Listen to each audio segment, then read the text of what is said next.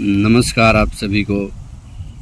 मैं अंजनी शर्मा आप सभी के बीच पेड़ के नीचे बैठा हूँ और ठंडी ठंडी हवा चल रही है। सुबह के 6:20 हो रहे हैं। मैं बहुत दिन से सोच रहा था कि खेतों की तरफ चले, घूमे फिरे, थोड़ा ताज़ी हवा लें, और आज फाइनली मुझे थोड़ा सा वक्त मैंने निकाला और मैं यहाँ पे आया। इस वजह से भी नहीं आ रहा था क्योंकि धान के सीज़न थे, धान की खेती होनी थी। सोचे कि कीचड़ वगैरह होंगे, पर एक्चुअल में आज समझ में आया कि बारिश तो हो ही नहीं रही, क्योंकि हम लोग साउथ बिहार से बिलोंग करते हैं और ये जहानाबाद की धरती है। और साउथ बिहार में वही गया, पटना, जहानाबाद, नालंदा ये सब पढ़ते हैं। तो अक्सर साउथ बिहार सूखा रहता है। जब बाकी के सब सारी दिशा में बिहार में बाढ़ आ जाती है और डूब जाती है, तब जाकर के साउथ बिहार में लास्ट में आखिरी में पानी आती है।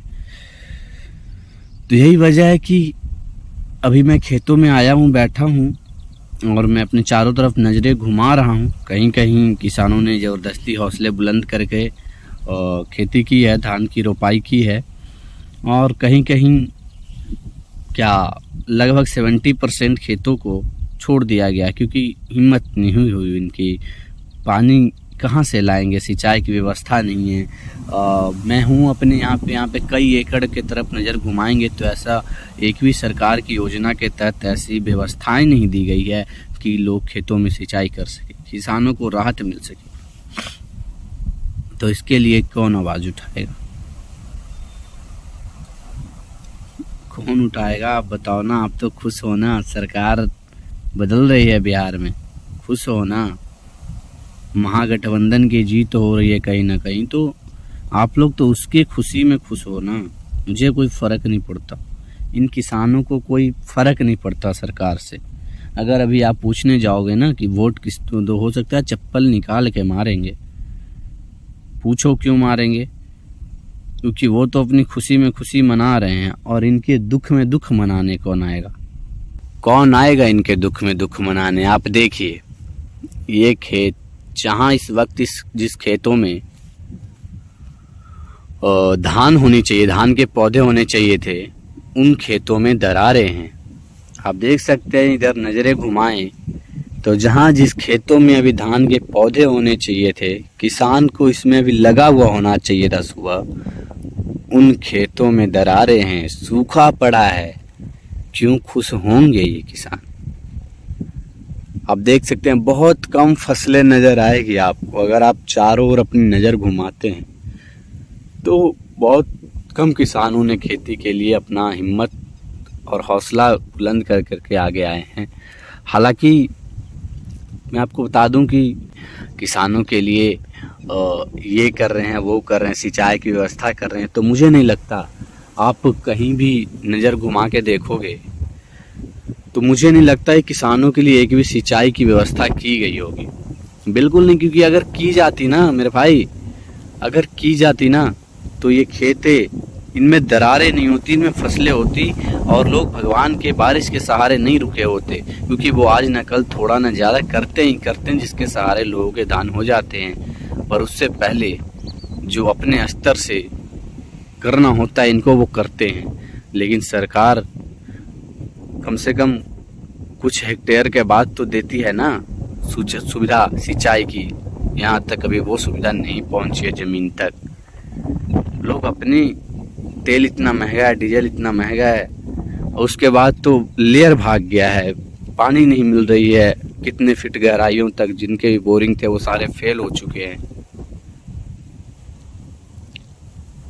तो आप देखिए ना, इन दरारों को देखिए। अभी उन किसानों के पास मैं नहीं जा सकता, क्योंकि अगर मैं जाऊं कहीं ना कहीं तो हो सकता है मेरे ऊपर भी गुस्सा हो। क्या फ़ायदा है ये सब दिखाने का, और रियलिटी में कुछ फ़ायदा नहीं है। आप तो वो देखोगे ना जो जिसमें कुछ चीज़ें झलकती है। आप देखोगे इंस्टाग्राम पे रील्स देखोगे सोफिया अंसारी का, आप देखोगे झलकते हुए बदन। आप क्या देखोगे? आप ये देखोगे, आप खेतों में आओगे, आप मेरे वीडियोस देख करके इसको लाइक शेयर कमेंट करोगे? नहीं करोगे ना, आगे लोगों तक नहीं पहुंचाओगे ना।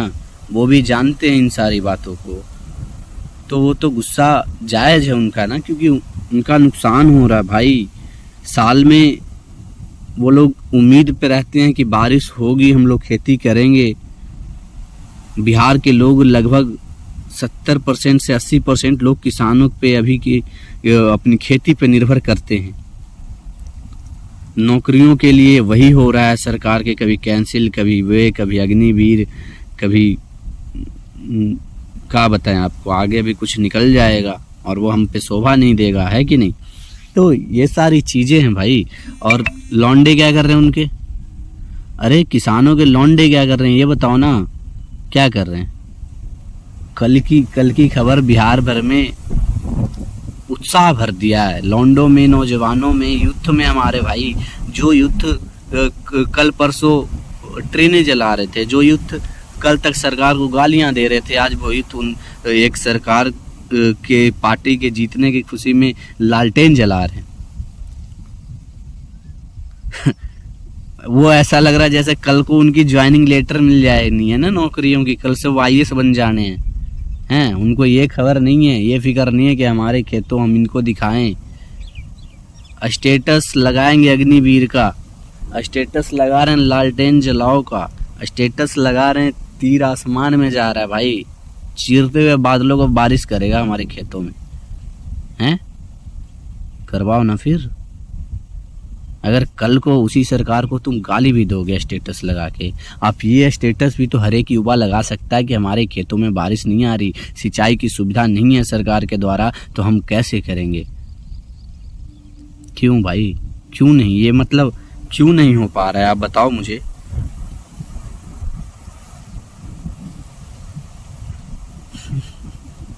खुश हो ना। RJD और JDU के मिलान से महागठबंधन की खुशी से खुश हो ना भाई, बिहार के लोग तो रहो ना खुश। कल जाकर ज्वाइनिंग करो। कितने रोजगार बोले थे, 19 लाख ही बोले थे मेरे हिसाब से, तो वो रोजगार तो कल से मिल ही जाएगा ना। अरे उनको तो जो चाहिए, जो पद चाहिए वो मिल जाएगा, उनका रिक्वायरमेंट है वो रखेंगे, उनको मिलना ही मिलना है यार। उनको कमी नहीं होगी, खाने के लाले नहीं पड़ेंगे, उनके खेतों में पानी की कमी नहीं होगी, उनके पास पैसे उनके खेतों में, वो भी बोरिंग समरसेबल करवा लेंगे। लेकिन तुम क्या करोगे, तुम करवाओगे, करवाओ ना। ये लोग क्या करेंगे जिनके खेतों में दरारें हैं, क्या करेंगे, करवाएंगे।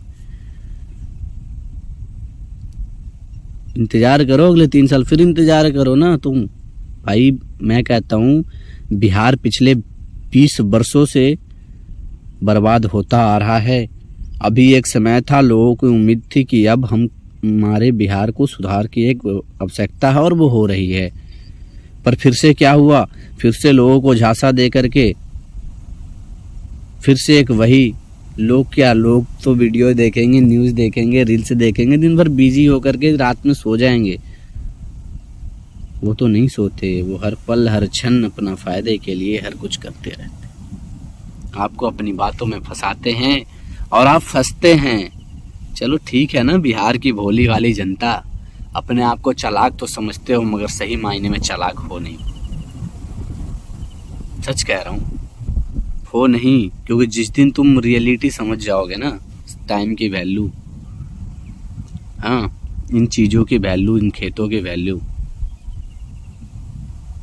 उस दिन समझ में आएगा। आजकल के युवा खेती करना क्यों नहीं चाहते, अब अपने आप से सवाल करो। हमारे बाप दादा जो भी हैं, उनको आज बोलो कि नहीं घर से निकाल देंगे, तुम्हें खेती नहीं करनी है, फिर भी वो खेती के लिए जान देते हैं। मेरे दादाजी जो हैं पूरे दिन उनको कितना ही मना करता हूँ, खेतों में ही बैठे रहते हैं। और हमसे पूछा जाए, हमसे ज़बरदस्ती भी निकाल करके खेतों तक लेके जाया जाए कि भाई करो तुम, तो हम नहीं करेंगे, भाग जाएंगे। क्यों? क्योंकि हम जानते हैं मेहनत ज़्यादा, उतनी मेहनत हमसे होगी। तो उन मेहनत का आप सही उपयोग कहाँ कर रहे हो? उन मेहनत का उपयोग भी तो खराब कर रहे हो, नेता का स्टेटस लगाने में, उनकी रैलियों में जाने में, उनके जयकारे लगाने में कर रहे हो। आखिर करो, कल के रोगे भी तुम ही, आज खुश भी तुम ही हो। उनकी खुशी में तुम खुश हो सकते हो, पर तुम्हारे दुख में वो दुखी नहीं हो सकते। ये चीज़ ध्यान में रखना। अरे माइक से बोल देना बहुत आसान है मेरे भाई, सब लोग बोल देते हैं, मैं भी बोल रहा हूँ। पर रियलिटी तुम सोच रहे हो वो तुम्हारे पापा हैं, वो तुम्हारे चचा हैं, नीतीश चचा, मोदी चचा, तेजस्वी चचा, लालू चचा, वो आकर के तुम्हारे खेतों में पानी डाल देंगे, तो भूल जाना ये तुम्हारी गलतफहमी है। चलिए, बाकी मेरी बातें थी कहने की, मैं आया घूमा, मैंने देखा वो चीज़ें आप लोगों के बीच में रखा। बाकी आप लोगों की सोच खुश होइए, नेताओं की खुशी में लगाइए, तीर कमान से मारिए, लालटेन में तेल डालिए और जलाइए। जो कभी पढ़ने के लिए, अभी अगर आज के ज़माने में लाइट कट जाए तो आप लालटेन जला के पढ़ने नहीं बैठोगे, मगर उनके लिए लालटेन जलाओगे। भाई जलाओ ना यार। कभी तीर का रिसर्च नहीं करो, बच्चों के हाथ में लाके तीर नहीं दो कि ये लोग करके देना चाहिए ना बच्चों को, नहीं दोगे। लेकिन आज डीपी में स्टेटस लगा रहे हो भाई, तीर निकली एकदम और सही जगह पे आकर गिरी। भाई जय हिंद है आप लोगों को। चलिए ऐश कीजिए, खुश रहिए, स्टेटस लगाइए। जय हिंद।